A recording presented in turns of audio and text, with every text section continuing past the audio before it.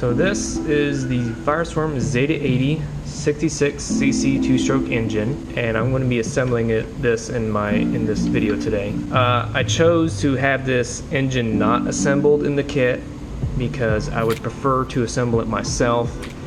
These engines are notorious for coming in and having loose bolts, having stuff that's not really seated in correctly, and the worst part about it is debris like this, metal shavings, burrs like this right here, like that would need to be shaved down. I'm gonna go ahead and assemble this engine, clean it out, make sure all the bolts are tightened down and torqued down and not loose. Yeah, it doesn't look like it's gapped really good right here. I'll probably come back and mess with this. That's something you want to watch out for. See how it's not perfectly aligned well? The sill back there looks okay.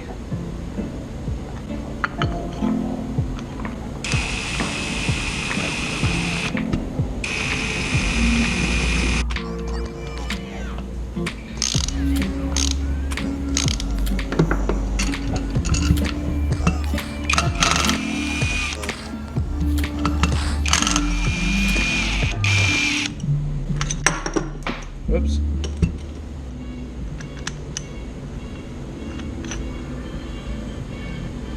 You gotta kind of twist this a certain way to get it out. See, there's a piece in here. I don't know if you can see. There's a piece in there that'll prevent it, so you gotta twist it over and pull it out.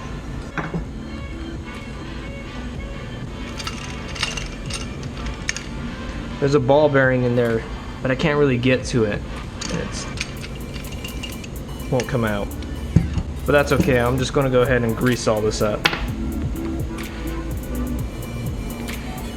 The bearing's gonna come out, is it? If I can grab it. No, it's not. Oh well.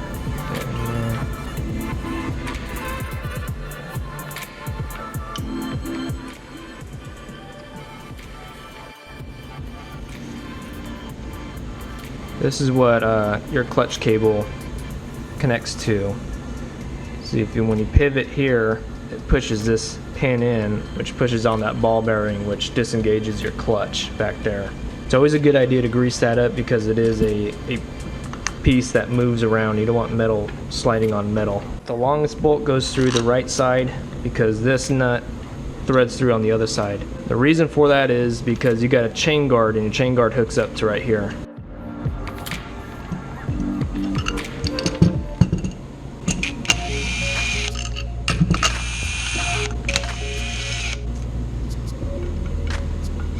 Oh, I gotta be careful.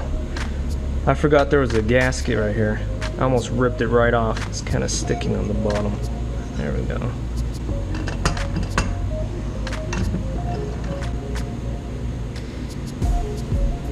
Now I'm only going to put a little bit of grease here because your clutch is literally right here. And I don't want to accidentally get some of that grease into the clutch. Otherwise you're just going to have it slip on you. So just a little bit of grease here.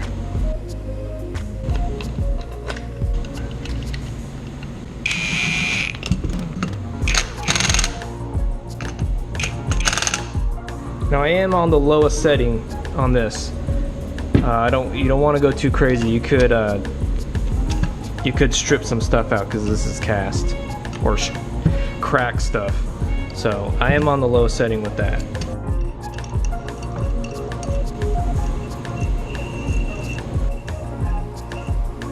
Okay, I guess usually you go and tighten down the studs. You just put a jam nut like this and you tighten them down. They all seem to be real tight except for this one.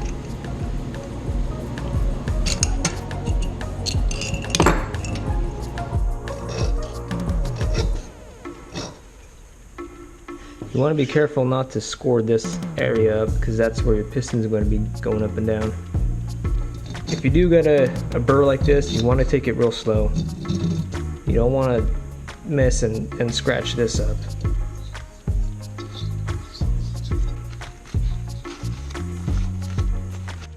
Now if your engine, you have it to where you have to assemble the piston rings, I don't have to. I guess they already put it on for me.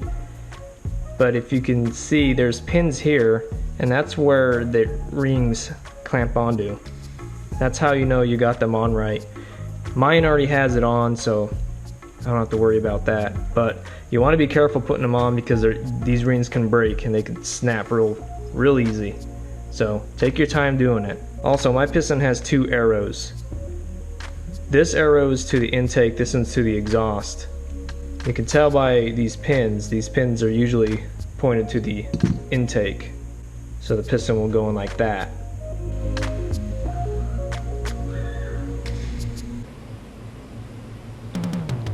By the way, this is just 2-stroke oil. I put that on so it's got some lubrication. Oh. Okay. Yeah, just pay attention to the arrows. This one's the intake, this one's the exhaust. If you don't have any of the arrows, you can tell with the pins, they face the intake, which is the back of the motor. So it'll go in like that. This kit came with G-style retainer clips. So I'm going to use them instead of what they have on this side. I'm going to take this one out. I did hear that these ones are pretty bad, so I'm going to use these instead.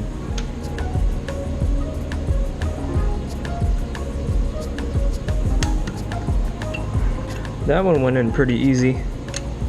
The other one didn't go in as easy though. Yeah, just make sure it's in that groove in there. You don't want these things popping out when the engine's running. Yep, they're both in. I don't know why they sent an extra set of them, but I got extra. Oops. That was too much.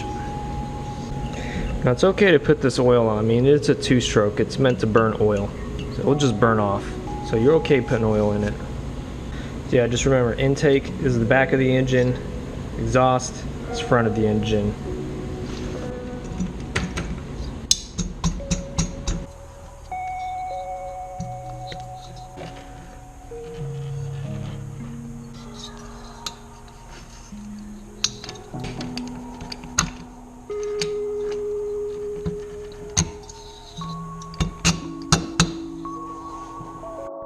Alright, that part was tricky because you have to compress the piston rings as you're pushing down on this jug.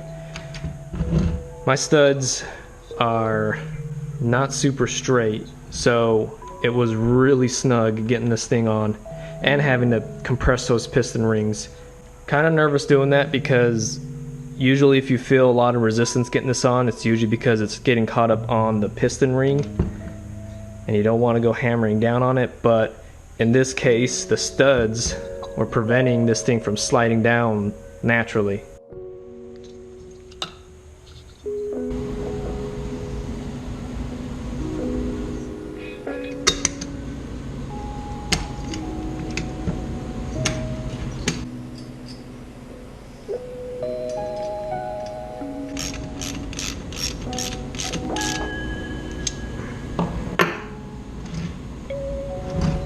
I guess it doesn't really matter whether you have the spark plug on this side facing your carb or the other way around where your spark plug is facing the exhaust. Just as long as the spark plug is not facing the side of the engine, because the air flows through this way and it has to flow through the fins, just like that.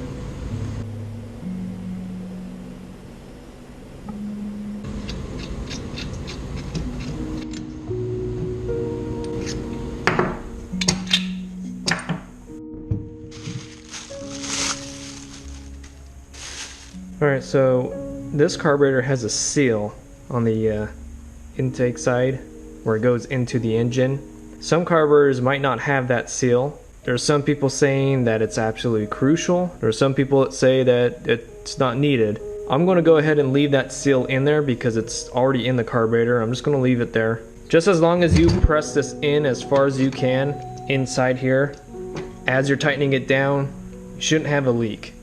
Especially since you have that seal in here.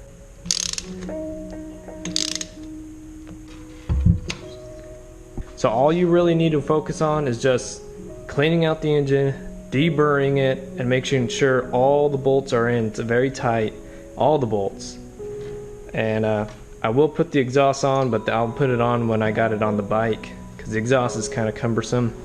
Grease the parts, like this bucking bar, the gear in here, that pinion gear to this bigger gear. Also, about this wire, yeah, make sure this nut here is tight, because it was loose. Some people cut this white wire off. I'm just going to leave it on there. I'll go ahead and put shrink wrap on so this doesn't touch or ground out on anything. This white wire is for auxiliary, it's for your lights and stuff, but this engine is so underpowered for what we're going to use it for, and we definitely don't want to take any more power out of it. So I'm just going to leave it on. You can cut it off and then cover the end so it doesn't touch anything, but like I said, I'm just going to leave it on. It doesn't bother me. Oh, and just make sure when you're putting on this carburetor to push it in, tighten it down when you're pushing it in, but also trying to make sure that the float bowl is down as straight as possible. You don't want the float bowl to be kind of off to the side, or your float might not work. That's about it. This engine should be ready to go. I have extra clips here for the pin for the piston, but that's pretty cool. But other than that, this should be done. I'll see you in the next one.